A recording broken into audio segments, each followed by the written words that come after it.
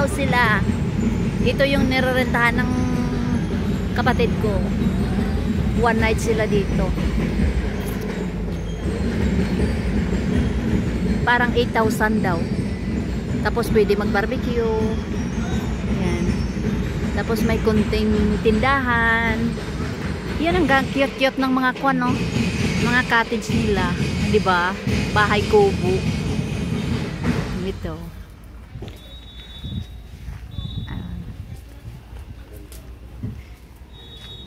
Malinis tingnan. Hello! Nandito kami ngayon sa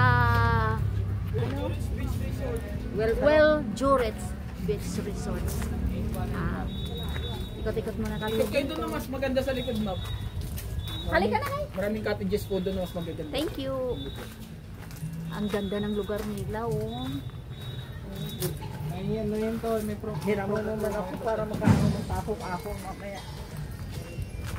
Ang ganda. O, diba? Dito yan sa Uton, Iloilo.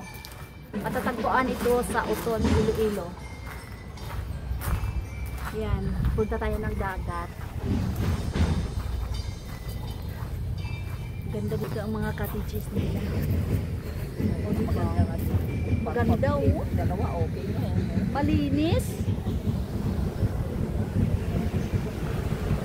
Punta. Dito pala ang tsura niya. Maitim. Ito.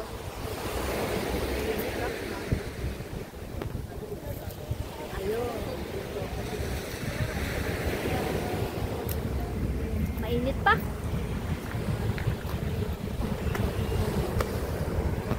At saka maalon. Fully booked sila ngayon dito. Punta tayo doon sa may signboard. Diba? Ito yung mga cottages nila. Diba? Ayan. Yun makikita ninyo. Ayan. Yun. Ito yung mga cottages nila. Maliliit yung iba. Medyo malaki yung iba. Ayun.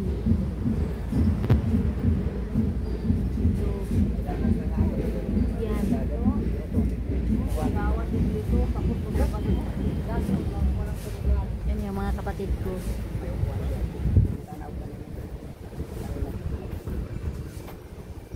Ito.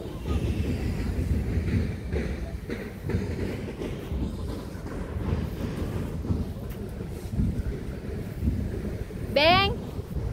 Tanawa, tingnan mo. Parang owner din. Ha? Parang owner din. Yo? Yan. Diba? Oh. Yun. Kaso lang yung dagat. Makwan? Ano nga yung malubog sa Tagalog? Malabo. Malabo. Malabo. Hindi makwan ang tubig. Hindi malinaw. Yun, yung nakikita ninyong bundok doon sa tawid, yan, Gimaras yun. Gimaras. Malapit sa pala Gimaras nito.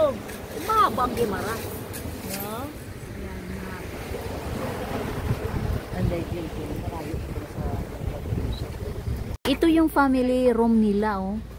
Ang galing pala, marami.